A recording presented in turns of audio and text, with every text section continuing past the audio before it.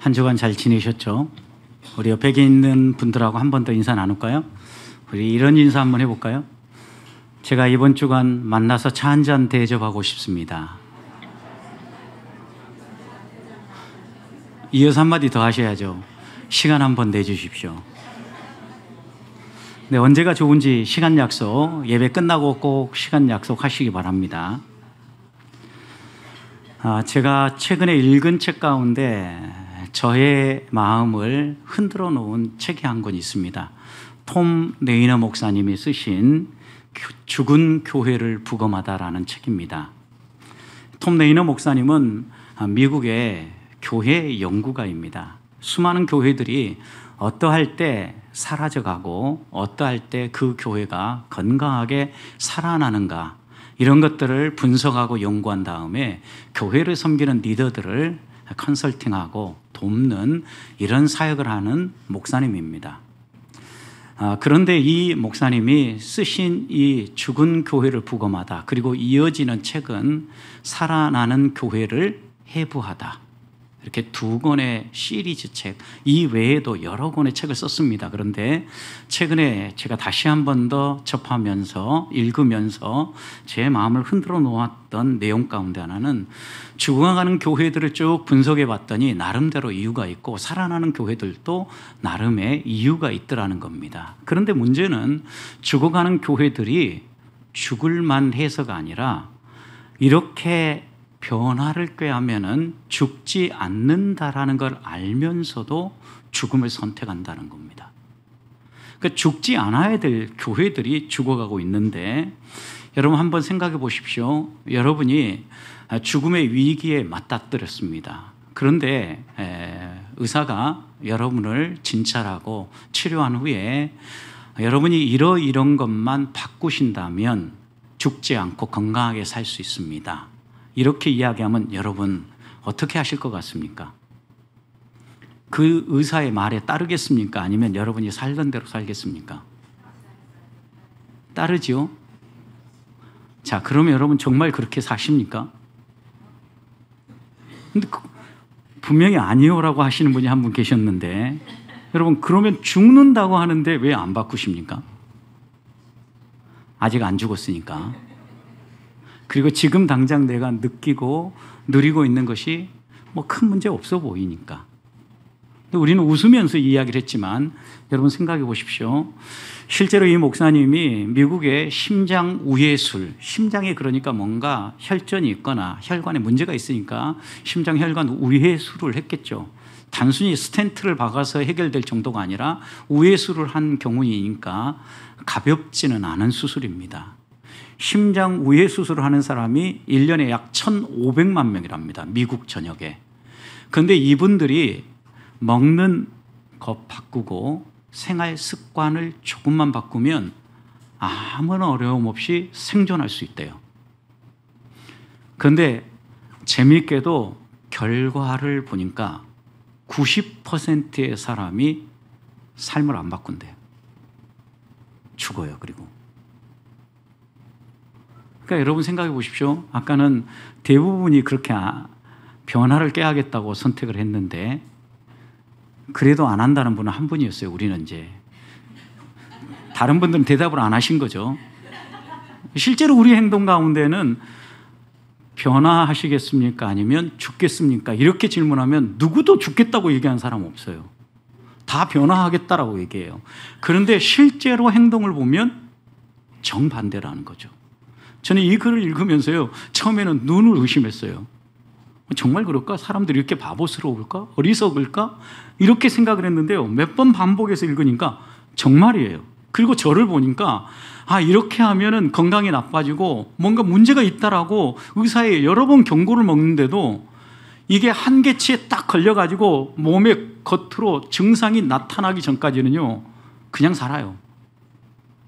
괜찮다고. 그게 죽는 것인 줄도 모르고. 근데 여러분, 이것이 우리의 삶에 적용될 때는 우리가 살 만큼 살다가 죽는다, 이렇게 생각을 하겠죠.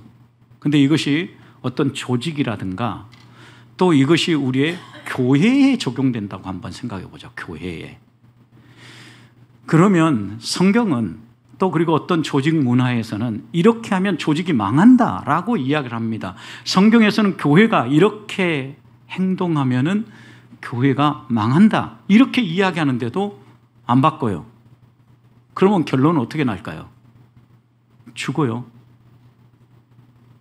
저는 이 글을 읽으면서 마음속에 어떤 생각이 들었냐면, 그러면 내가 믿음으로 양육하고 말씀을 잘 가르쳐서 건강한 하나님의 사람들로 세우려고 하는 우리 성도들은 그러면 죽어가고 있냐 살아나고 있냐? 오로지 관심사가 거기에 집중됐어요. 10가지씩을 제안을 하는데 그 글을 읽으면서 마음에 걸리는 것이 한두 가지가 아니었어요. 아, 내가 잘못하고 있구나. 이게 첫 번째 깨달음이었고, 반드시 이 말씀을 나눠야 되겠다라는 게 두 번째 저에게 주신 하나님의 음성이었습니다. 그래서 오늘부터 몇 주간 동안은 우리가 이 살아나는 교회, 그리고 하나님 앞에서 성장하는 교회로 우리가 변화하기 위해서 무엇이 필요한지를 말씀을 통해서 좀 나눠보려고 합니다. 실제로 코로나를 지나면서 많은 사람들이 어려워졌다고 얘기합니다. 죽겠다라는 말을 많이 합니다. 사업을 하는 사람도 그렇고 소상공인도 그렇고, 그 다음에 직장 생활하는 사람도 힘들다고 얘기합니다. 직장 생활하는 사람들은 그래도 나름대로 월급이 좀 더 오르기도 하고 그랬는데 왜 어렵냐라고 그랬더니 물가가 치솟아서 어렵다고 이야기를 합니다. 소상공인들은 여러 가지 지불을 해야 될 것이 많아지고 가게를 운영하기에 너무 어려워졌다라고 이야기를 합니다. 실제로 우리의 상황을 보면 어려운 게 사실입니다. 그러면 교회는 어떻습니까, 여러분? 코로나 이후에 사람들이 교회에 많이 안 나옵니다. 그리고 좀 더 편한 것을 선택합니다. 저희 교회도 코로나 이전과 지난 3년을 보내놓고 되돌아보면 그래도 많은 사람들은 아니지만 상당수의 사람이 교회를 빠져나갔습니다. 이런 모습을 볼 때 우리는 혹시 죽어가고 있지 않은가라고 반문을 던져봐야 됩니다. 실제로 우리나라 교회가 약 6만여 교회라고 얘기합니다. 그런데 코로나 3년 동안 교회의 변화를 살펴봤더니 약 9천 개의 교회가 문을 닫았다고 합니다. 15% 정도가 문을 닫은 겁니다. 어려움에 견디지 못하고 문을 닫은 거예요. 미국의 교회는 매해 약 7천 개의 교회가 문을 닫는다고 합니다. 거기는 우리보다 훨씬 크니까 우리는 3년 동안 9천 개 닫았다고 하면 거기는 1년에 약 평균적으로 7천 개가 문을 닫는데, 많은 사람들이 이렇게 문을 닫기 전에 여러 가지 징조가 나타나고 죽음의 현상들이 다가오는데 우리 교회는 괜찮다 이렇게 생각한다라는 거예요. 왜 그럴 것 같습니까?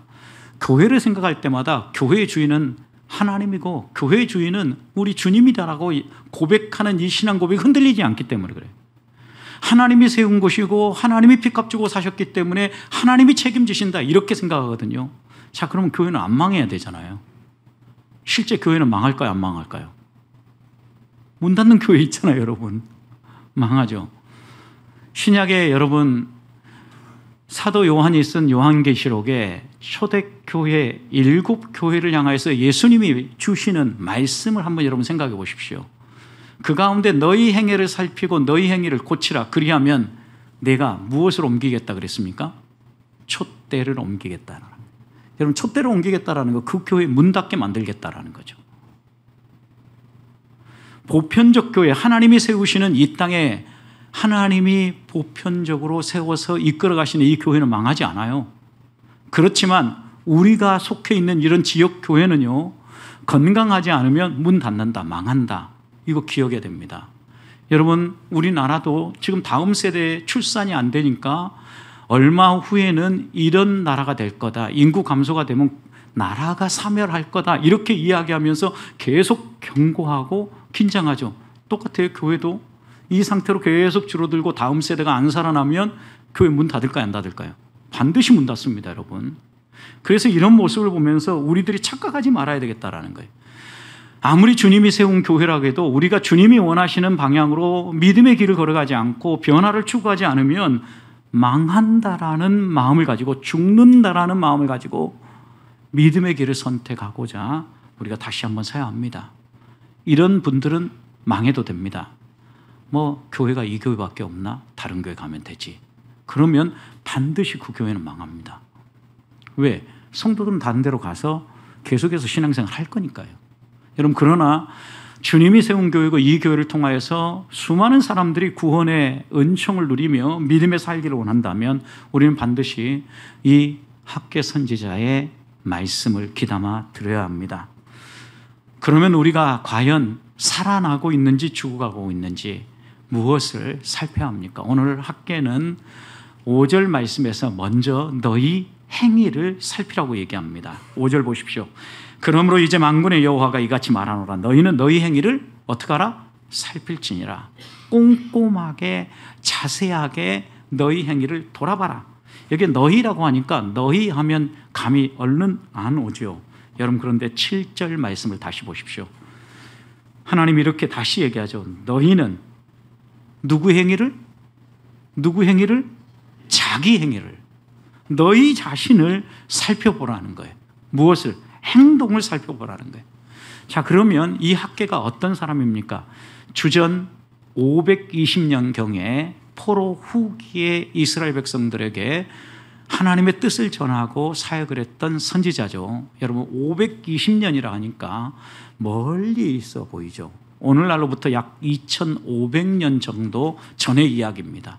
그래서 많은 사람들이 이 이야기를 내 이야기가 아닌 것처럼 생각할 때가 많아요. 그리고 또 하나 한국교회 오해 가운데 하나는 이 말씀 여러 번 들어보셨죠? 언제 이 말씀 듣습니까? 교회 건축할 때 헌금 많이 하라고. 근데 정말 그 말씀이냐 이거죠. 이 말씀이 무슨 의미냐. 그래서 사람들이 이 학개서 하고 또 저와 같은 목회자가 이 학개서에 설교하면 교회에 재정이 없나? 헌금하라는 소린가? 교회가 3층에 이렇게 임대해서 사용하니까 목사님이 임대 생활 끝이고 이제는 어디 교회 건물 짓자고 하는 얘기인가? 이렇게 먼저 선입견을 가져요. 그러다 보니까 목회자를 또 이런 메시지를 전할 때 부담을 가져요. 여러분, 그런데 저는 여러분이 그렇게 오해해도 좋습니다. 제가 평소에 어떻게 설교하는지 아시기 때문에 오늘은 할 말을 해야 되겠습니다. 2500년 전에 학개 선지자가 포로 생활에 돌아온 이스라엘 백성들을 살폈습니다. 이 이스라엘 백성들이 약 50년에서 70년 사이에 예루살렘으로 돌아왔습니다. 고향을 떠난 지 50년에서 70년이니까 한 세대 정도가 지난 후에 돌아온 겁니다. 돌아와서 보니까 성벽이 다 무너져 버렸어요. 예루살렘 성벽을 쌓고 있는 성벽이 다 무너졌어요. 성전은 흔적만 남아 있어요. 그리고 사람들은 하나님을 예배하지 않아요. 이것을 본 이스라엘 백성들의 마음이 얼마나 무너졌겠어요. 그래서 하나님이 세운 느헤미야, 에스라, 학개 이런 선지자를 통하여서 하나님께서요 성벽을 재건하게 만드시고 성전을 재건하게 만드시고 그들의 신앙이 하나님의 말씀의 기초에서 다시 견고하게 서도록 회복운동을 하신 것입니다. 누가요? 하나님이. 그러면서 하나님의 회복운동을 하시기 전에 오늘 우리에게 이렇게 말씀하시는 거예요. 너희 행위를 살펴라. 너희 자신의 행위를 살피라는 거예요. 여러분, 그런데 그들이 지금 어떤 상황에 있습니까? 그들의 행동이 무엇입니까? 그들은 지금 예루살렘 성전을 재건해야 되겠다고 열정을 품고 막 재건을 시작했어요. 그런데 장애물 하나 만난 거예요. 어떤 장애를 만납니까? 주변에 있는 민족들이 막 조롱합니다. 야, 니네가 그렇게 재건한다고 제대로 되는 게 아니야. 또 니네 그렇게 하다가 페르시아에게 밑보여봐. 그럼 당장 내려와서 너희들 칠 거야. 또다시 다 망해. 그러니 너희가 싸워봐야 아무런 소용이 없어. 막 이러면서 조롱하는 사람들의 이야기가 있는 겁니다. 그리고 여기 한마디 더 붙인 거예요. 너희들 그렇게 하는데 너희는 도대체 어떻게 사냐? 열심히 성전 짓는다고 그러는데 너희 삶은 뭐야? 이렇게 반문하는 사람들의 이야기를 듣고 자기의 삶을 돌아봤어요. 그랬더니 어땠을까요? 정말 자기의 삶은 성전 짓는다고 온갖 모든 거 다 하고 자기들은 다 어렵게 살고 있거든요. 이걸 보니까 우리가 잘못 살고 있겠구나 라는 생각이 들어서 성전 건축을 멈춘 거예요. 방해도 있지만 자신들이 생각해도 이건 아니다라고 생각한 거예요. 그래서 오늘 2절 보세요. 만군의 여호와가 이같이 말하노라. 이 백성이 말하기를 여호와의 전을 건축할 시기가 이르지 아니하였다고 얘기한다. 지금은 건축할 때가 아니다. 이렇게 얘기한다라는 거예요. 그런데 하나님은요, 선지자를 통하여서 이스라엘 백성을 부를 때 이 백성 이렇게 안 해요. 뭐라고 불렀을까요? 내 백성이라고 불러요, 항상. 그런데 오늘 본문 2절 보면요, 이 백성이라고 그래요. 지금 뭔가 이들이 잘못 가고 있다는 것을 본문 속에서도 하나님이 이렇게 메시지를 던지시는 거예요. 원래 이스라엘 백성이 어떤 백성입니까? 이들은요, 소망이 가득하고 기백이 있고요, 하나님을 힘입어서 당당하게 살아가던 사람이에요. 이스라엘의 이름이 주어질 때도 여러분 생각해 보십시오. 야곱이 외삼촌의 집에서 가나안으로 돌아올 때 야복 나루토에서 씨름하며 기도하죠. 그때 하나님께서요, 날이 동토올 즈음에 야곱의 이름을 바꿔주잖아요. 야곱의 이름. 창세기 32장 28절 보면 내 이름을 다시는 야곱이라 부르지 아니할 것이요 이스라엘이라 부르리라. 여기에서부터 이스라엘 이름이 나오는 거예요. 그래서 이스라엘의 건국신화는요, 야곱의 환상이 건국신화에 들어있어요. 야곱이 시조이거든요. 이스라엘이라고 이렇게 부르고.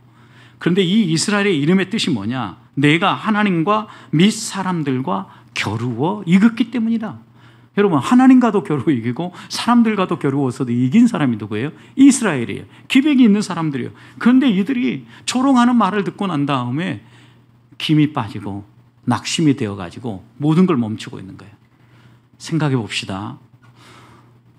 사람이 살고 있는 것도요, 여러분 약 며칠만, 한 주만 관리하지 않으면 어때요? 먼지가 쌓이고 모든 것들이 흐트러져서 볼품 없어지죠. 그런데 1년, 2년이 아니에요. 10년을 방치해놨어요. 거기에다가 잘 멋지게 지어진 성전이 아니라 짓다 말았어요. 머리에 딱 연상이 들죠, 여러분. 가끔 여러분이 운전하고 가다 보면 건축을 하려고 하는 사람이 재정적 도움을 얻지 못해가지고 부도가 나서든지 어디 어려움이 있어서 건물을 짓다 말고 가만 놔뒀어요. 그게 한 1년, 2년만 지나면 건물의 모습이 어떻습니까, 여러분? 흉물스럽죠? 철근들로부터 녹이 흘러내리면서 건물의 모습이 정말 볼썽사납다라고 표현하는 게 맞을 거예요. 여러분, 근데 이스라엘 백성이 10년 동안 그 성전 건축을 멈추고 방치시켜놨다. 성경 그래서 그 표현을 황폐하게 되었다 이렇게 표현하는 거예요. 여러분, 그런데 황폐하게 이렇게 진행되어지는데 4절 보십시오. 이스라엘 백성은 어떤 행동을 합니까? 너희 행위를 살피라고 하는 것은 그들이 무슨 행동을 하고 있는지 살펴야 될, 하나님이 구체적으로 말씀해요. 이 성전이 황폐하였거늘 너희가 이때에 판벽한 집에 거주하는 게 옳으냐? 판벽한 집이라는 건 무슨 의미냐면요, 널빤지 같은 것을 대가지고 예쁘게 마감을 해서 미장을 해가지고 아름답게 꾸민 집이라는 얘기예요. 여러분, 그런데 아름답게 꾸민 집에서 본인들은 살고 있는데 하나님의 성전은 짓다 말고 10년 동안 그대로 황폐화되도록 방치시켜 놓고 있다. 이게 옳으냐? 이렇게 하나님이 묻고 있는 거예요. 여러분의 생각은 어떻습니까? 대답하기 싫으시죠? 옳지 않다라는 거 우리가 알고 있잖아요, 마음속으로. 여러분, 그런데 왜 우리가 이런 상황에 대해서 옳지 않다고 알고 있으면서도 그 일을 반복하냐라는 거죠. 성장하고 부흥하고 변화해야 하는 것은요, 눈에 띄게 막 이렇게 드러나요. 그 사람들이 알 수 있어요. 근데 쇠퇴하고 망하는 것은요, 안 보여요. 그리고 천천히 진행돼요. 거기에 사람들이 어떤 나름의 자기 철학이 있어가지고요, 이런 일은 안 벌어진다. 특히 성도들은요, 선민의식이 아무리 없다 해도 있어가지고 하나님이 우리를 구속했고 하나님이 우리를 책임지시는데 이런 일은 안 벌어져 라고 이렇게 전제를 딱 깔아놔요. 그러니까 망하고 있는데도 못 느끼는 거예요. 안 보이는 거예요. 10년씩 방치해놔도 10년 동안 내가 하나님 앞에서 이 일을 하지 않아도 아무런 일도 안 벌어졌기 때문에 괜찮다라고 생각하는 거예요. 여러분, 그런데 이것은 죽는 일입니다. 여러분이 만약 이사 간다고 생각해 보십시오. 그럼 제일 먼저 하는 일이 무엇이겠습니까? 이사 갈 집 구하겠죠. 이사 갈 집이 구해졌어요. 그러면 그 다음 수순은 무엇입니까? 아마 주부들은 짐 정리부터 할 겁니다. 짐 정리부터 하고 들어가서 살 집에 이 짐이 들어가겠는가? 수리할 부분 수리하고 청소할 것 청소하고 도배하고 그 다음 이삿짐이 들어가죠.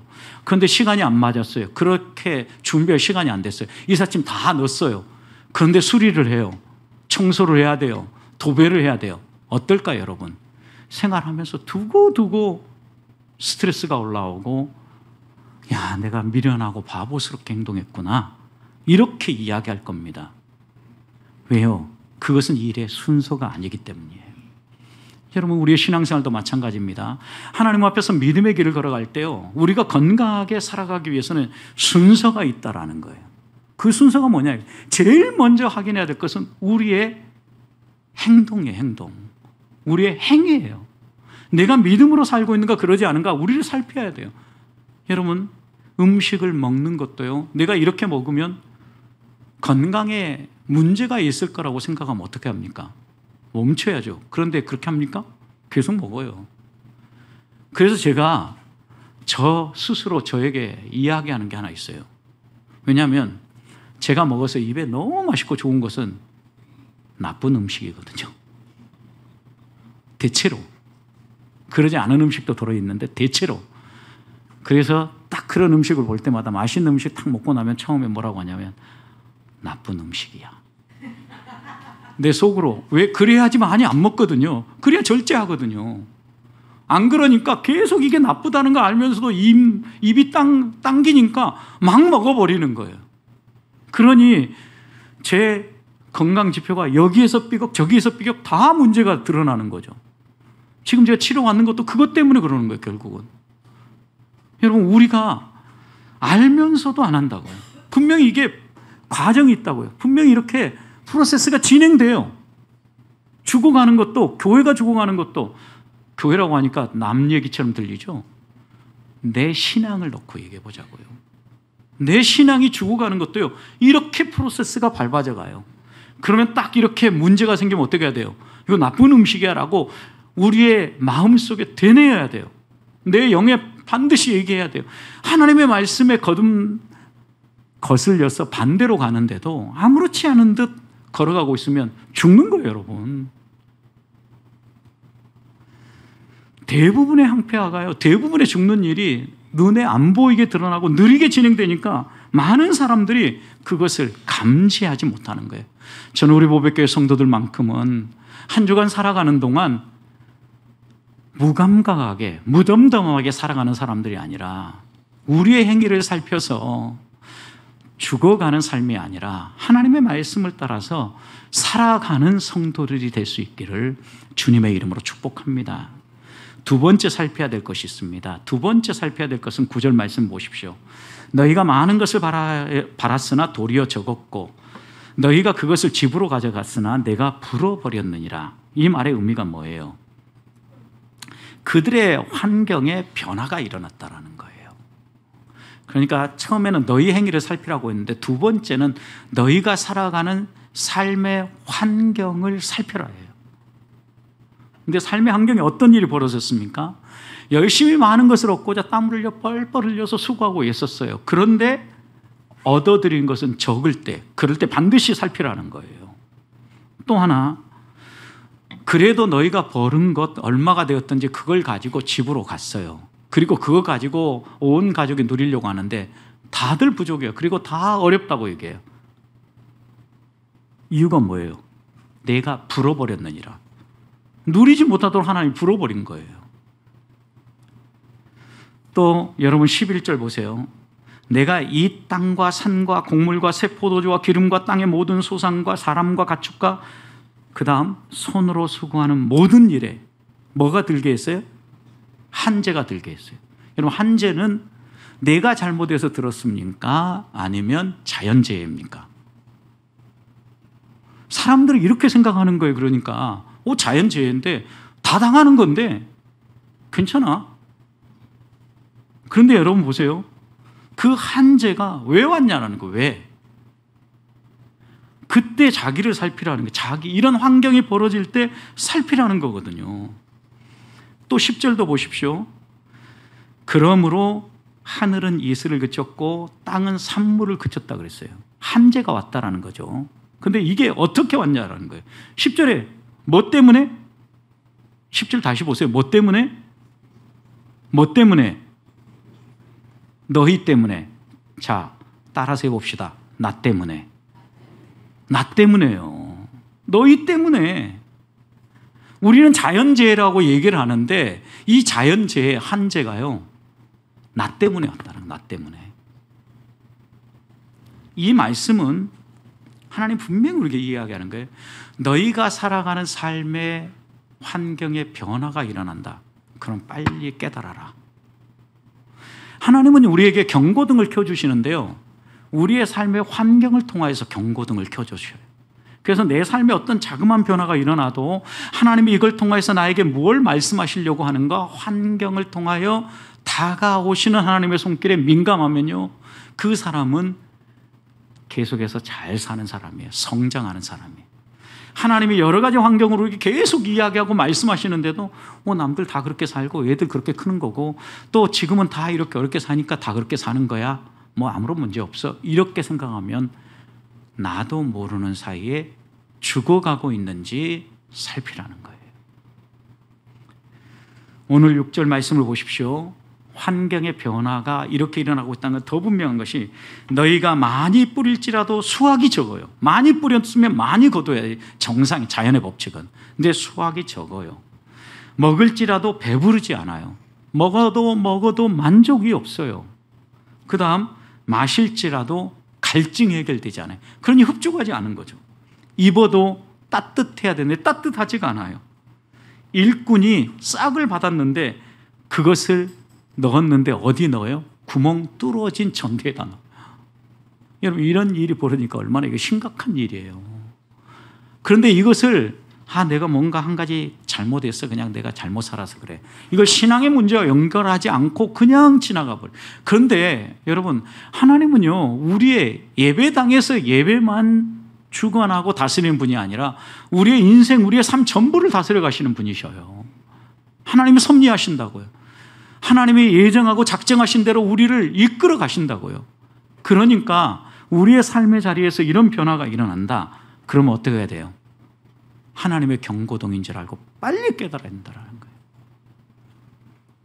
하나님의 일에 무관심하고 무감각하면요, 죽게 되어 있다는 사실을 여러분 기억해야 합니다. 오늘 많은 사람이요, 바쁘다고 이야기합니다. 많은 일을 합니다. 교회 일, 이런 것 좀 도와달라고 하면 분주해서 어렵다고 이야기를 합니다. 여러분, 그런데 무엇에 분주하십니까? 무엇에 바쁘십니까? 여러분이 그렇게 바쁘게 분주하게 뛰는 것, 그것으로 말미암아 여러분의 신앙이 성장하고 여러분의 삶에 풍성함이 있으십니까?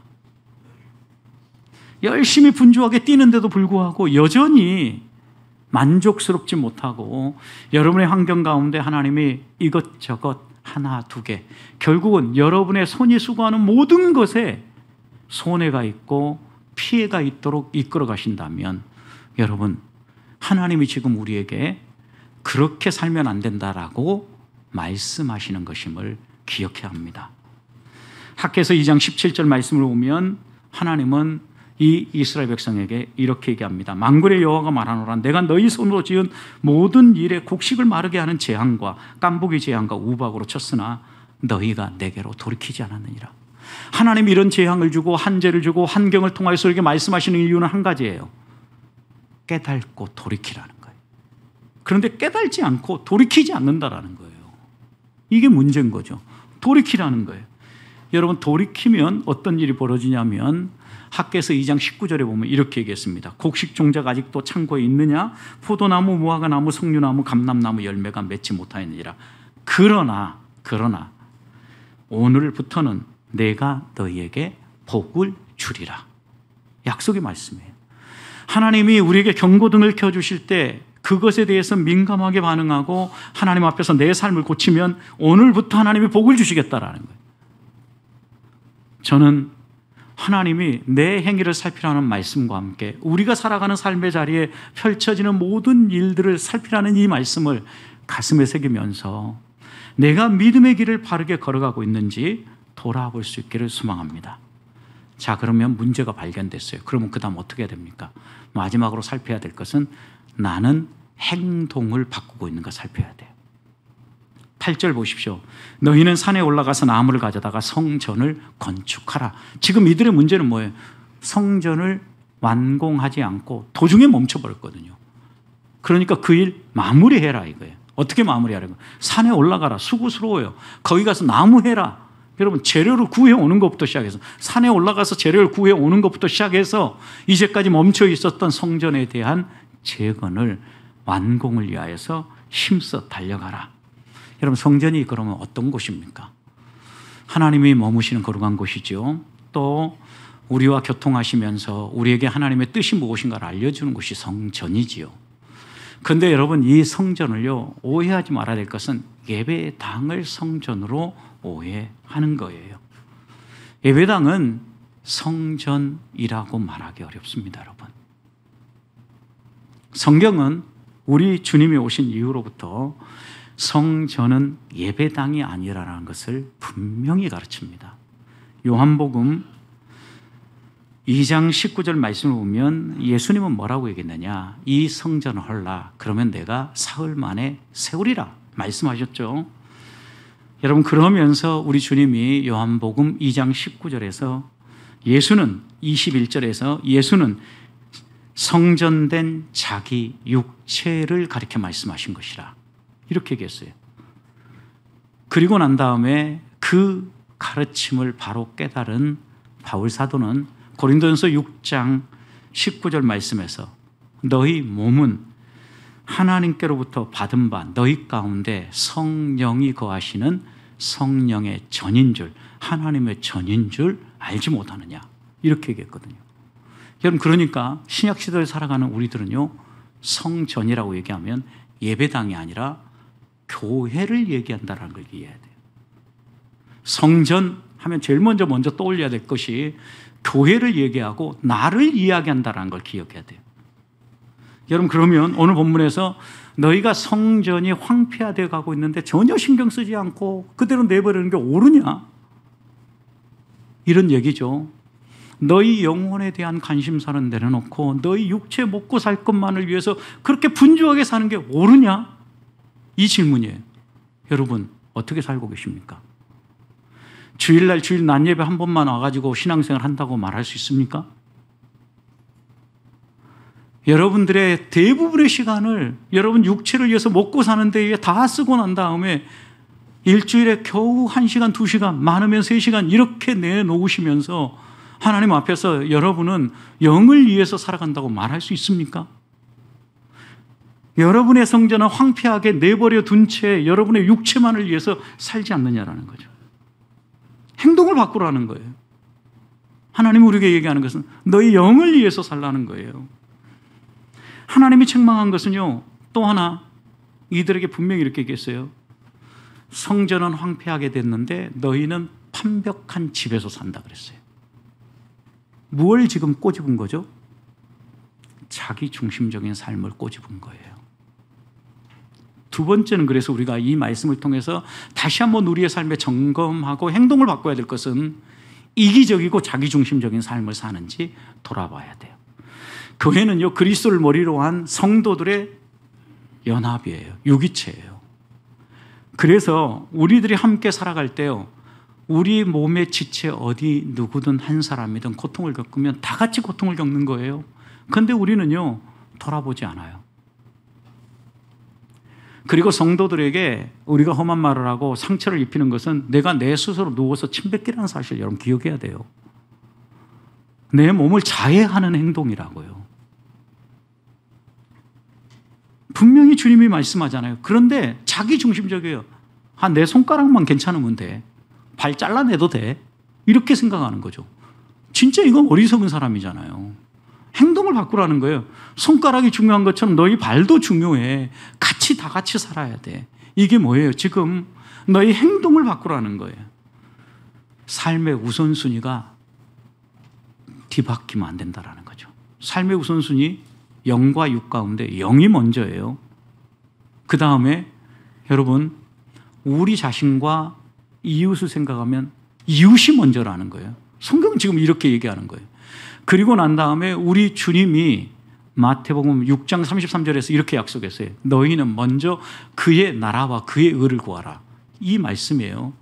그리하면 너희에게 이 모든 것이 있어야 될 줄 알고 내가 채우리라 그랬거든요.